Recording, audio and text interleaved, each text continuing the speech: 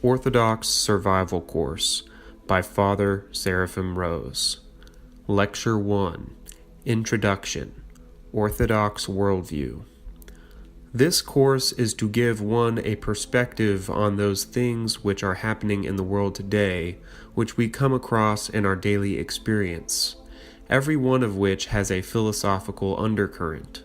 If one goes to any big city, one will find that there are churches of every description, and they all offer a different view, a different doctrine. The Catholics will tell you one thing, and the Mormons will give you something else. The Seventh-day Adventists will give you something else quite definite. The fundamentalists will say something else. The liberal Protestants will give you another current, and the theosophists will give you something else. And a person in search of truth goes perhaps from one to the other looking for the truth. Quite often, people find, "Aha, I found it." Something clicks.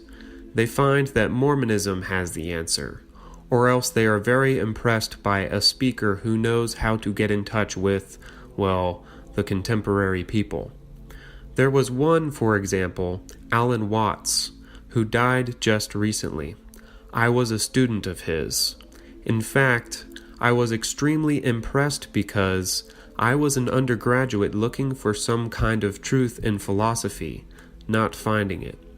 I was very bored by Western philosophy, and all of a sudden he comes and gives a lecture on Zen Buddhism, and I thought, that is the answer because it's not a philosophy. It's just the way things are. He said it's not the looking at the glass of water and defining it, but... and he takes the glass of water and pours it out on the stage. Very dramatic. That's what Zen Buddhism is. It's the answer. It's it. Of course, throughout the perspective of many years, we can see that this poor man is simply a very clever man. He was very much in contact with the way people were thinking, and he got onto one little sort of channel and followed it all the way and made his career out of it, made lots of money, got people as his sort of followers, and simply taught them. There were lots of things he said which were true, especially the negative part about what's wrong with contemporary civilization. But in the end, he just gave some pitiful little shred of truth, combined with a lot of his own opinions, and in the end a great system of lies. And he destroyed souls, including his own, undoubtedly. But orthodoxy is not like one of these currents, systems of thought. It is not simply one among many. And that is why some might think, especially the newly converted will say, "Why haven't I heard of orthodoxy before? Why isn't it on television? Why can't I hear it? Why aren't there radio programs and newspaper articles and everything like that?" Well, if you look at the newspaper articles which there are about orthodoxy, which happen occasionally, like when the weeping icons came to some cities, there were articles. Or when Archbishop John died in San Francisco, there was an article. Various sorts of events which stand out become a part of the history, the whole event in the city, and look at what kind of newspaper articles are written. The view of orthodoxy there is adapted to the readers. That is, this is a sect which is very colorful. It is like the Mormons or the Seventh-day Adventists or something else. It's different, it's colorful.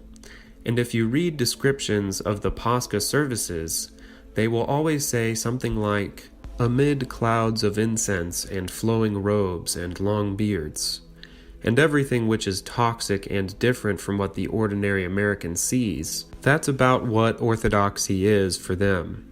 That is, in that kind of view, orthodoxy is some kind of Christian philosophy which is mainly characterized by some kind of exoticness. If you want the exotic, you go there. But that is not what orthodoxy is. If you give your heart and soul to one of these teachings, the various Christian or non-Christian teachings, you will get from your sect, because all of them are sects, including Roman Catholicism, You will get from your sect what they think probably is a philosophy of life. They will give you the answers to many questions. They will give you answers which you will accept if you are on their wavelength.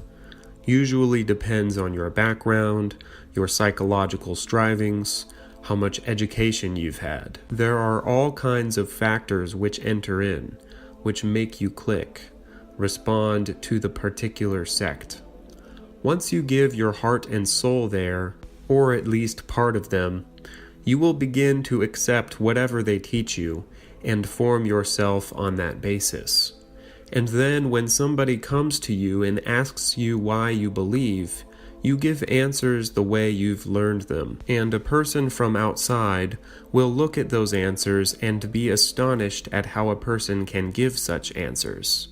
It's obvious they are a, quote, party line. They will quote you scriptures in accordance with a interpretation which seems very far-fetched, and they will think that this is logical, the ordinary explanation. You talk to the Seventh-day Adventists who are our neighbors here, and you begin to ask them what they believe, and why they believe. And it turns out that the commandment about Saturday is the most important of all commandments, the one that distinguishes the real people, the real church, from everybody else. How can they get that? And how can they explain the fact that Christ always appears on Sunday, the first day of the week? He rose from the dead on Sunday, after his resurrection. It was early on Sunday. How is it that the church didn't believe this for 2,000 years? And they will even tell you that there were Adventists and the Seventh-day people all the time. And they can even build up some kind of tradition for it. Some kind of saying something like, well, maybe this sect did exist throughout the centuries. But what they will give you will not be a worldview, a philosophy. What they will give you will be a sectarian view. A sectarian view is, like the name implies, sect. It is something which is cut off. They will give you a piece of reality according to their interpretation. When it comes to any complicated issue, they will give you a very simple answer which is not satisfying to somebody who's capable of thinking very much. They will, if anything comes up which seems to disprove their position or make it foggy, they will say, devil's work, or that's evil. Or if you ask them how they interpret the scriptures, literally. They will give you extremely simple answers to questions which are very complicated, and you have to already be in that channel in order to accept it. And you will become, as we indeed associate with sectarians, some kind of group cut off from the rest of society, keeping your own little viewpoint, preserving yourself from everybody else, having your own schools and thinking that you are in the truth. But you will not have some kind of philosophy, worldview, which will enable you to really understand what goes on in the world, to explain those phenomena around you in a way which does not do violence to reason, is not just an interpretation according to a very whimsical interpretation of Scripture, but is something which is solidly based and is perhaps not convincing right off to everybody, but at least respects reason which God gave us, and does not have an overly simplified view of whatever is happening in the world. A view that, whoever does not agree with my philosophy is either a devil or a person who's completely deceived. On the contrary, many things which happen in the world have their power. Ideas have their power. Political systems have their power. Even art movements have their power, because there is some seed of truth in them. And if you don't understand what that seed of truth is, and how you got mixed up with error, what in it is genuine, what in it is fake, you will not be able to be living in the world today. And a Christian lives in the world. You must understand that a sectarian saves himself, and he saves anybody he can keep away from reality, keep in his little corner someplace.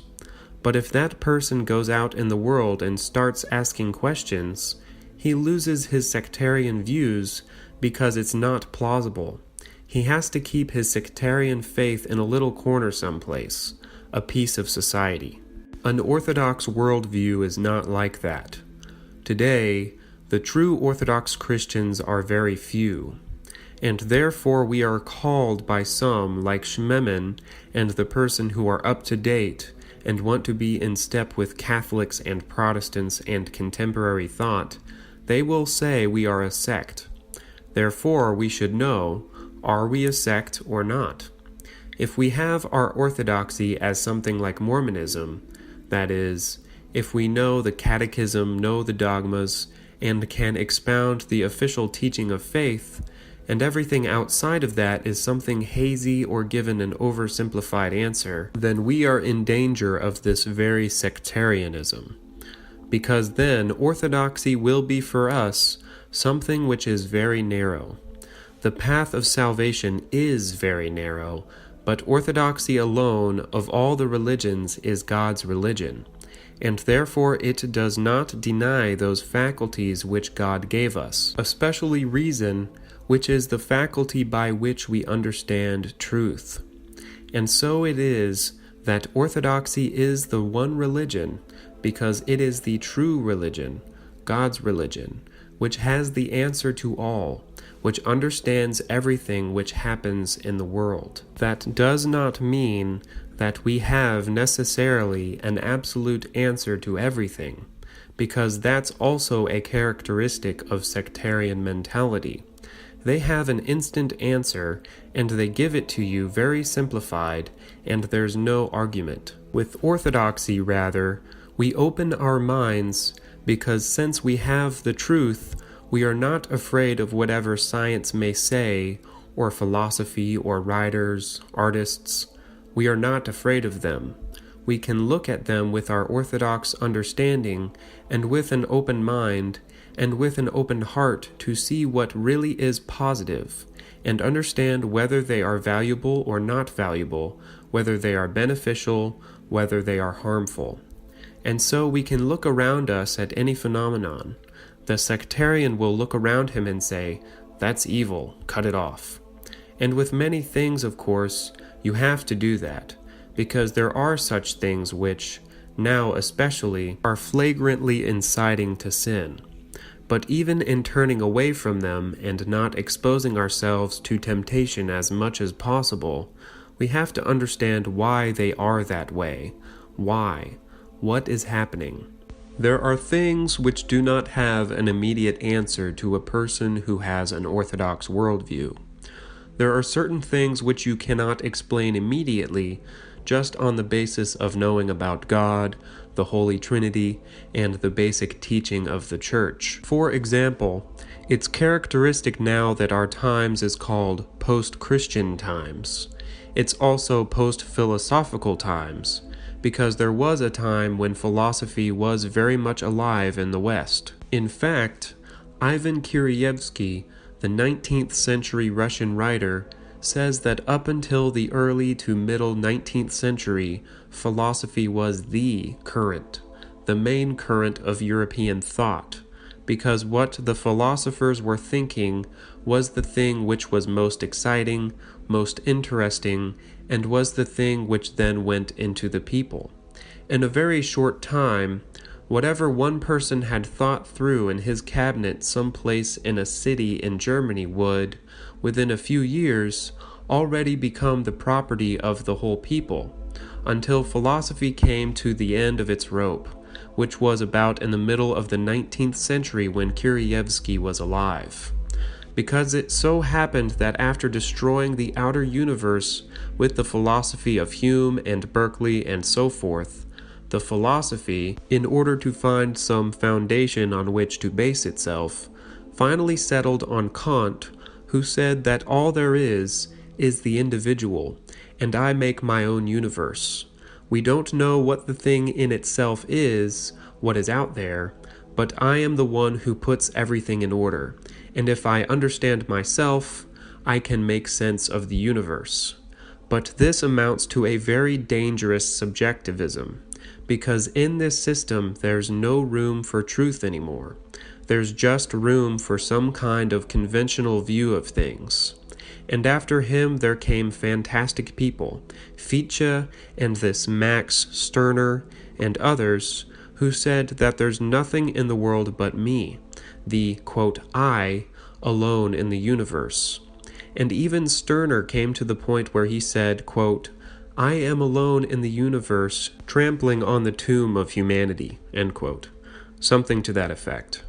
Which is sort of the logical conclusion of people who released thought from any kind of restraints and decided to find where they could think things through to. And when you think things through without any kind of traditional basis, you come to a dead end. After that, as Kirievsky says, the main current of the West entered politics, and that's why, especially after 1848, and beginning in the French Revolution, and especially strong after 1848, the main thing that was happening in European and world history is the progress of the revolution, which we will discuss later on. So a person who wants to have an orthodox understanding must be prepared to look with an open mind and heart at what goes on in the world and use his mind to find out what is responsible for it, what underlies this. And we must do that now that the age of philosophy is past and the views are very practically oriented. It's amazing how even in universities, the mind is not used at all. Art criticism becomes just an excuse for your subjective taste. There's no objective criteria left at all. In this kind of world, new philosophical beliefs and very dangerous ideas are presented no longer as some kind of truth which you can easily understand as being false, but they are presented as something else. For example, people who take drugs will tell you, I am uncovering new areas of reality. Are you against new areas of reality? Are you against the deeper area of the mind? Actually, Holy Fathers talk about the deeper area of the mind. And what are you going to say to that? He's not giving you some kind of new truth to which you can say, that's false. He's giving you some kind of new outlook. And you have to stop and think, well, what does this mean? What is the deeper area of the mind? Who is there? What's going on? You have to be able to evaluate what is behind this kind of statement, and whether, in fact, it's a very practical thing, because a person might come to you and say, should I stop this or should I go on with it? Or, is this evil? And you have to know why. If you just say, no, drugs are evil, that's out, then he very likely will not be convinced, because somebody else will give him a very plausible excuse. You have to tell him, of course you have to tell him, you better stop because that's very dangerous. But you also have to be able to say, if you have a complete philosophy of life, why this is not right and where it's going to lead you. There are also many kinds of advances in science to which there are hooked up philosophical views. For example, evolution, of course, is a big one, and it's a very complicated thing to which you do not immediately get an answer. A sectarian will say, well, it's against Genesis, it's against the literal interpretation, and that's very easy to just pick to pieces, because if you interpret Genesis absolutely literally, like they would like to, you come to ridiculous absurdities.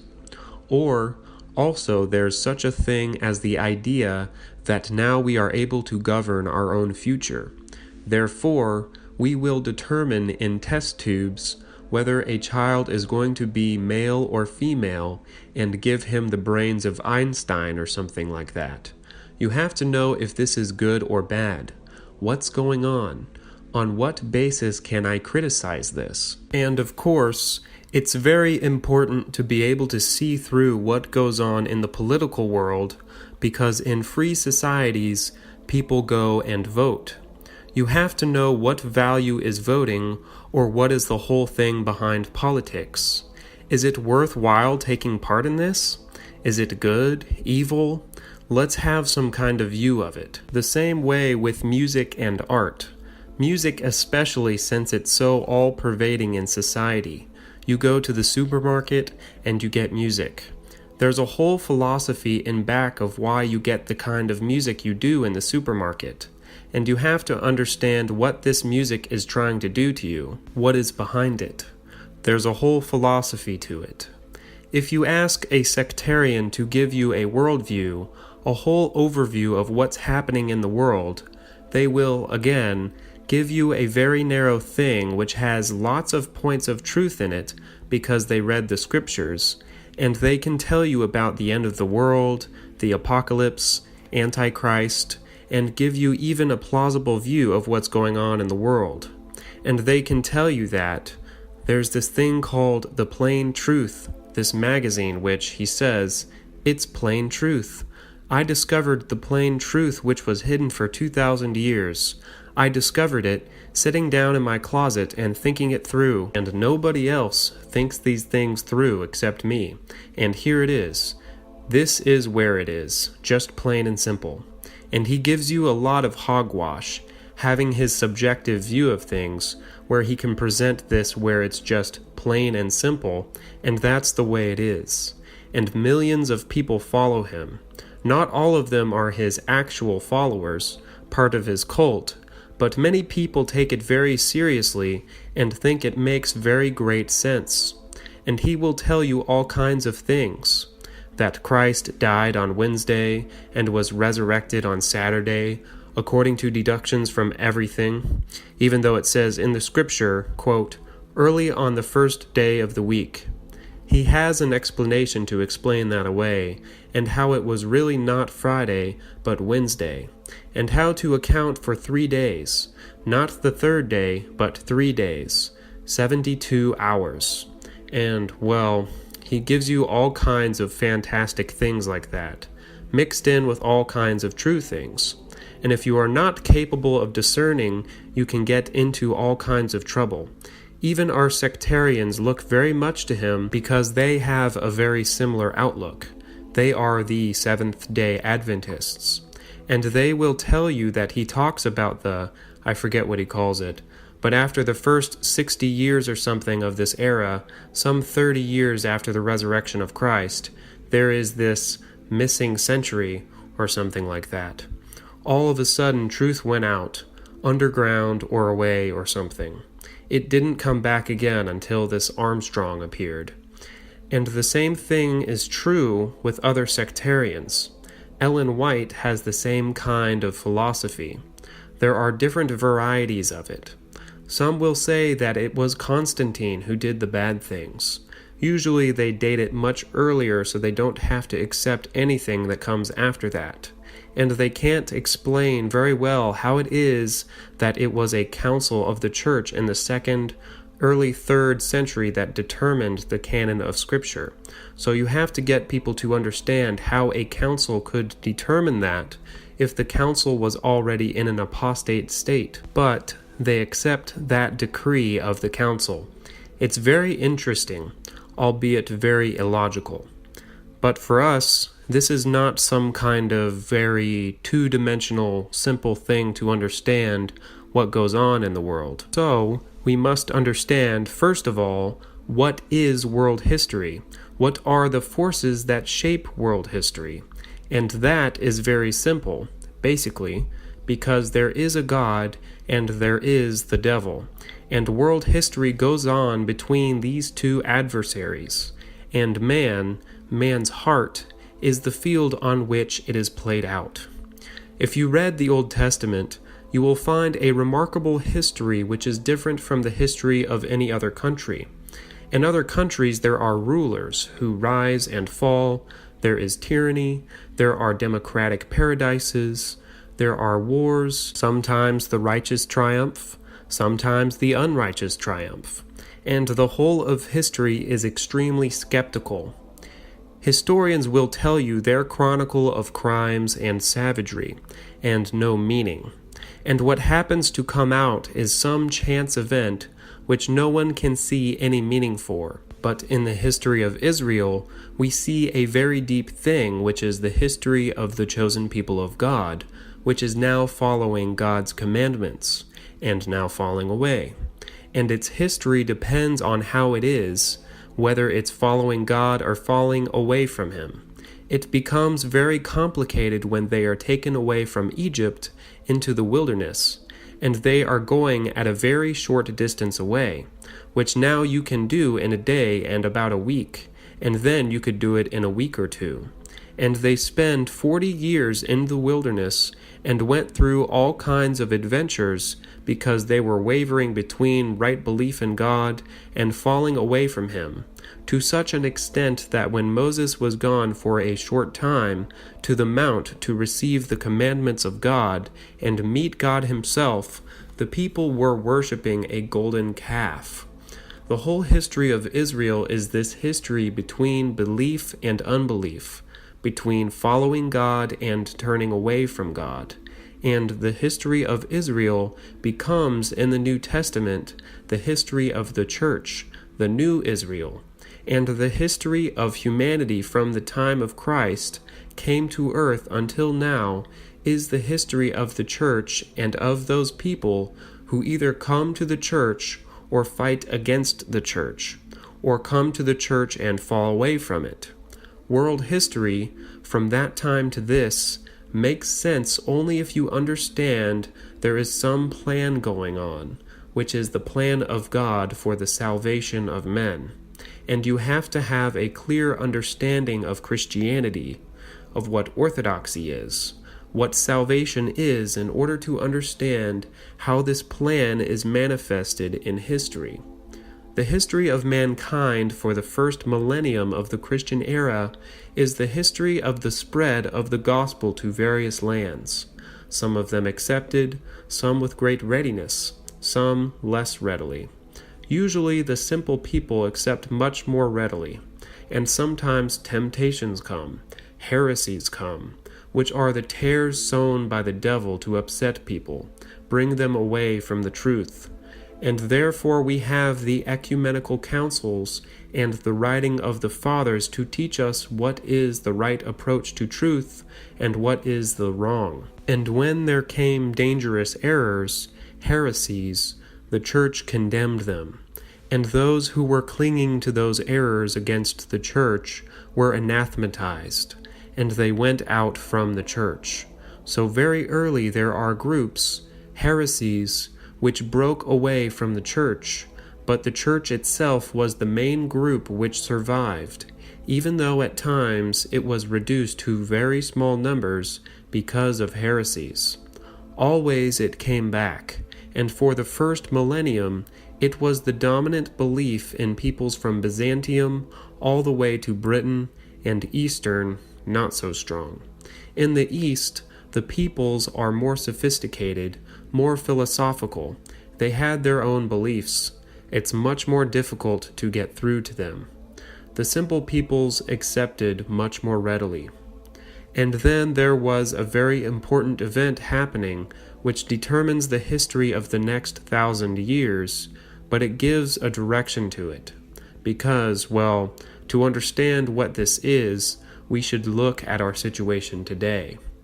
Orthodoxy, according to an objective observer looking at it, is one view among many. It's a minority view, and it is very much against the spirit of the times. That's why these shamanins and so forth are trying to update it, to bring it back into the main current so they will not be laughed at. It is something which is very much out of date. It makes no sense in terms of pluralism or being at home with other faiths, and simply it is not credible. There are many other faiths which, because they are more adapted to the times, seem much more credible. When a Catholic can get along with an up-to-date Lutheran, or a Baptist, or even a fundamentalist, much better than he can with a genuine Orthodox Christian, because they have much more in common. Kalomiros notes that Orthodoxy is distinguished from all these Westerners because they all have the same background, the same formation. But Orthodoxy is different from all of them, It stands against all of them because all the rest of them, even though they are opposed to each other, stand together because they are formed from the same mentality, the Western mentality. The Western mentality was once orthodox, and therefore we look at the whole history of the West of the last 1,000 years, which seems to not have contact with orthodoxy. We look at art, and from the very beginning, there's a remnant of iconographic style, especially in Italy, but then very quickly it's lost. And Western art is something quite autonomous, and we have no contact with it in orthodoxy, and we can't understand that there seems to be anything in common. Or music, well, we Orthodox know our church music. The West had a great development of secular music, sometimes religious music, but it's not that same thing as we would call religious music. We have the history of the rise and fall of nations, of monarchies, of the principle of monarchy, of the principle of democracy, all different political institutions, the history of Western philosophy from one system to the other, and all these manifestations of the life of Western man for 1,000 years seem to have no common point with orthodoxy. And, therefore, how can we understand those things on the basis of an orthodox point of view? What is behind them? And this is where this important thing comes in that happened 1,000 years ago, which is the schism of the Church of Rome. Many people, in analyzing what goes on in the world today, will go back to the Enlightenment period, to the French Revolution, and beyond that you can go back to the rise of science, the Renaissance, the Reformation. That seems to be more the beginning of modern times.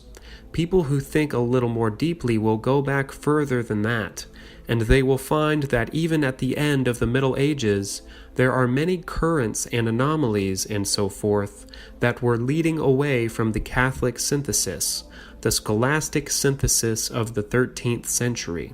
But we have to go back further than that because if you go back even then to the 13th century or even the 12th century, you see something which is still quite foreign to orthodoxy.